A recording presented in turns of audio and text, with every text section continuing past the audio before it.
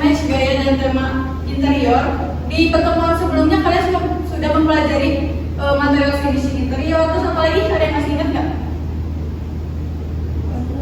Lupa ya? Mempelajari material finishing interior, finishing dinding, finishing lantai, dan gaya dan tema yang kalian sudah mempelajari tentang industrial, minimalis, dan lain-lain. Nah, pada materi hari ini, Ibu itu akan merangkum semua materi-materi yang sudah dipelajari di minggu-minggu kemarin menjadi satu games. Nanti di akhir kalian akan ada games yang untuk mengukur kemampuan kalian, pemahaman kalian sejauh mana. Sebelum masuk ke pembelajaran, Ibu minta untuk KM-nya berdoa terlebih dahulu. Boleh, Dinan? Sebelum kita mulai pembelajaran, alangkah lebih baiknya kita berdoa menurut kepercayaan masing-masing di Tuhan. Berdoa selesai. Baik, terima kasih Dinanti. Sebelum mulai, Ibu akan absen terlebih dahulu ya. Untuk yang namanya disebutkan, boleh bilang hadir. Dinanti, Hadir. Devia, Hadir. Kalian nanti Hadir. ada yang namanya belum tersebut? Sudah semua ya? Berarti masuk semua ya, alhamdulillah. Baik, sekarang kita langsung mulai saja pembelajarannya. Ibu akan menyampaikan terlebih dahulu tujuan pembelajaran.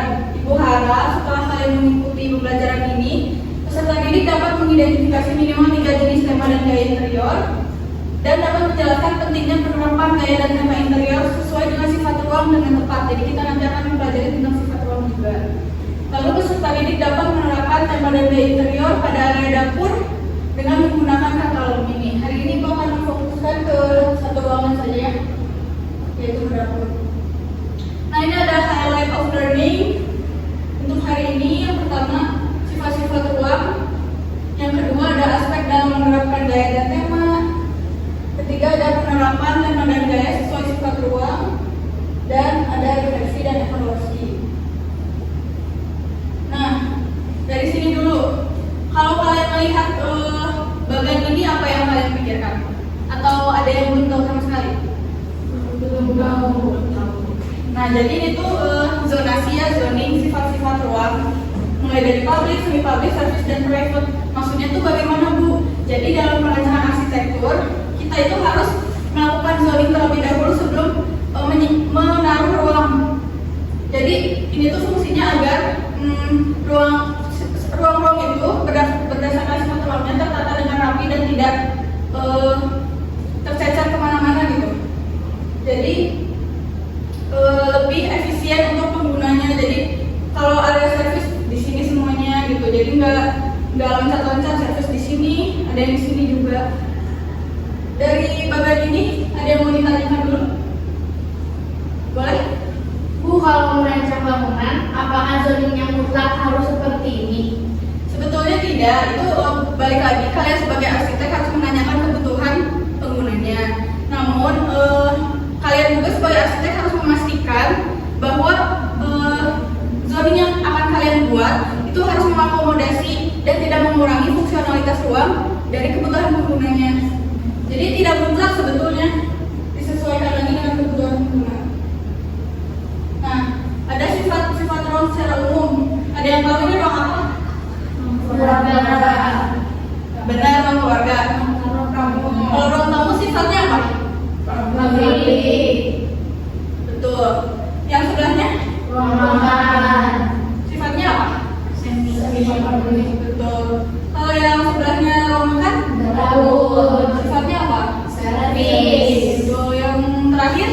Kamar tidur. Sifatnya private ya untuk individu. Nah, ruang publik. Ada yang bisa menjelaskan dulu nggak ruang publik itu berfungsi untuk apa? Saya boleh buat menerima tamu. Ya, betul ya. Jadi area publik itu area yang dapat diakses oleh orang lain. Jadi misalkan ada tamu atau teman-teman yang mau berkunjung ke rumah kalian, diterimanya itu di area publik, di ruang tamu. Bisa ada juga foyer untuk ruang transisi antara teras dan ruang dalam gitu. Nah, selanjutnya semi publik.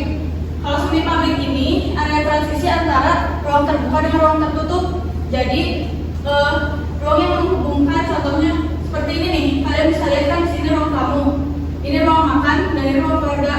Jadi ruang makan ini tuh adalah area semi publik yang sebagai area transisi dari luar ke dalam. Sebetulnya tidak harus ditaruh di tengah juga, tapi disesuaikan lagi dengan keinginan klien kalau kalian nanti merancang rumah gitu sebagai arsitek. Nah, lanjut lagi ke servis. Servis ini tuh kalau di rumah itu sebagai jantung kalau seperti di tubuh kita tuh, karena area utama yang mendukung dan melayani aktivitas penghuninya kayak dapur, terus kamar mandi gitu ya. Jadi desainnya tuh harus sangat memperhatikan intensitas aktivitas yang di dalam itu kan pasti akan tinggi gitu. Jadi ruangnya itu harus nyaman dan harus besaran ruangnya harus disesuaikan. Untuk yang private ini tuh bersifat mutlak ya, karena kalau private itu pasti ditujukan untuk individu atau kelompok terbatas dan tidak bisa dimasuki oleh orang-orang tertentu gitu. Seperti kamar tidur atau ruang kerja pribadi. Nah itu sangat-sangat intimasi dengan si penggunanya. Jadi untuk penataan ruangnya itu bisa disesuaikan dengan keinginan pengguna. Lanjut, ada aspek dalam menerapkan nilai dan tema. Nah, ada aspek yang perlu diperhatikan, fungsi dan aktivitas ruang. Seperti tadi yang dikatakan, kan kalau di dapur fungsinya servis untuk melayani, dan aktivitasnya itu pasti bakal jauh lebih tinggi kan daripada private. Kalau private ya cuma satu orang, misalkan kamar cuma satu orang. Kalau di dapur itu hampir semua penghuni rumah pasti akan memakai kan. Nah, lalu ada kondisi fisik ruang seperti pencahayaan, ventilasi itu juga perlu diperhatikan agar penggunanya merasa nyaman berada di ruang itu. Seperti itu. Lalu kebutuhan dan karakter pengguna. Sebetulnya untuk ini tuh bisa dibalikin ke keinginan penggunanya. Tapi yang penting kita tuh harus tetap memperhatikan penggunaan material dan warna juga nanti akan dibahas. Di sisi lain kebutuhan dan karakter pengguna, kita sebagai arsitek juga tidak boleh melupakan aspek-aspek yang memang harus dimasukkan ke dalam perancangan. Nah, yang terakhir ada material dan warna. Kemarin kan kalian sudah mempelajari ya tentang material-material. Misal nih, ibu akan memfokuskan di ruangan dapur. Dapur kalau kalian bayangin itu tempatnya kayak gimana? Bersih terus ada aktivitas masak gitu ya. Nah, dapur tuh akan sering terkena cipratan air, minyak atau uap panas gitu. Nah, makanya dapur itu harus sangat-sangat memperhatikan materialnya. Material yang cocok kira-kira buat dapur apa? Buat ini kitchen set. Kan nggak mungkin pakai cat dinding finishingnya. Ya bisa kami pakai HPL juga bisa. Nah, hari ini kita akan fokus di dapur ya. Analisis dapur, fungsi ruang yang tadi tempat menyiapkan, mengolah dan menyajikan makanan, harus menekankan efisiensi dan kebersihan. Untuk kondisi fisiknya perlu ventilasi dan pencahayaan yang baik. Tata mengikuti luas bentuk ruang, sirkulasi kerja harus efisien. Nah, pencahayaan sendiri itu harus ada pencahayaan artifisial dan natural. Kenapa seperti itu? Karena untuk efisiensi energi, jadi di siang hari kita bisa menggunakan natural lighting. Jadi tidak perlu menyalakan artificial lighting untuk efisiensi energi. Dan di saat malam hari kan nggak mungkin kalau misalkan kita nggak pakai artificial lighting, kan natural lightingnya kalau malam udah nggak ada kan matahari. Nah, jadi kita bisa menggunakan artificial lighting. Lanjut, karakter pengguna tadi yang tenang dan gayanya itu bisa disesuaikan dengan keinginan pengguna, tetapi tetap memperhatikan penggunaan materialnya.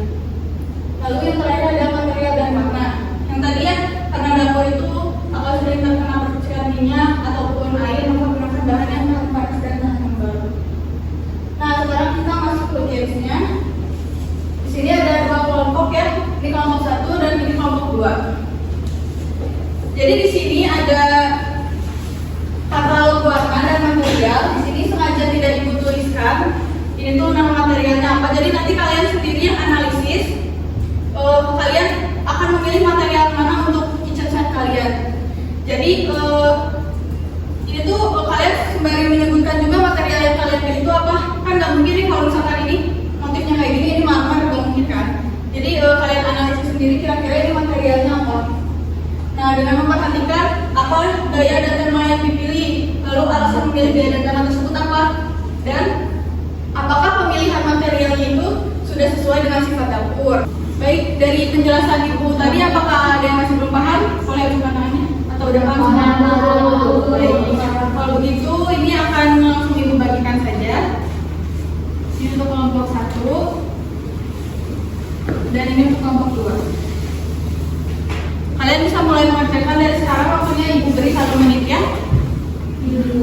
Nanti Ibu minta satu kelompok profil satu orangnya untuk presentasi ke depan. Atau di tempat juga tidak apa-apa. Banyak gaya. Bisa di roket juga.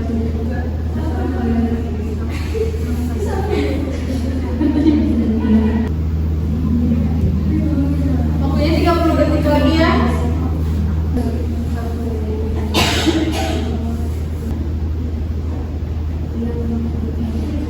10 detik lagi ya.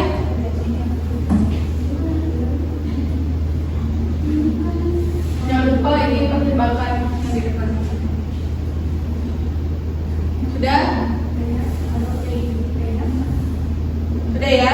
Sekarang Ibu minta satu orang perwakilan kelompoknya untuk menjelaskan sedikit apa yang kalian pilih dan mengapa kalian memilih gaya tersebut. Boleh? Mau dari kelompok yang mana? Kelompok 1 atau 2? Satu dulu aja. Saya urutan. Kelompok 1 dulu boleh.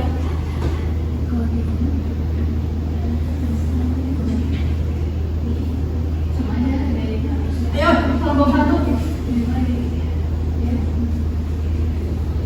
Atau mau kelompok 2 dulu aja? Kelompok 2 kayaknya udah siap nih.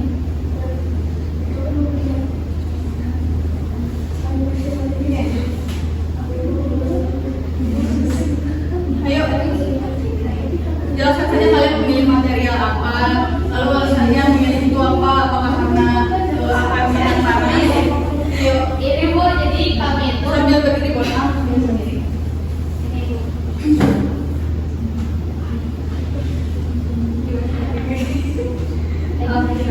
jadi kelompok kami itu pilihnya tuh gayanya tuh kayak minimalis. Terus untuk materialnya sendiri tuh kami pakai keramik di bagian atas kitchennya itu, terus bawahnya kita pakai cat biasa.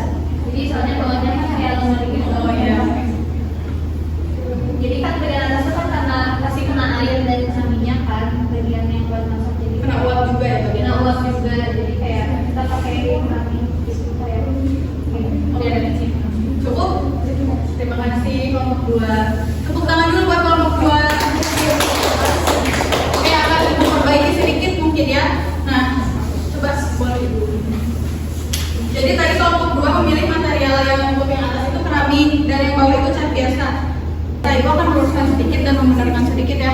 Jadi di area dapur itu penggunaan cat biasa itu kurang cocok karena tidak akan tahan lembab dan tahan panas, bisa saja dia mengelupas kalau misal terkena lembab atau terkena panas itu nggak tahan lama.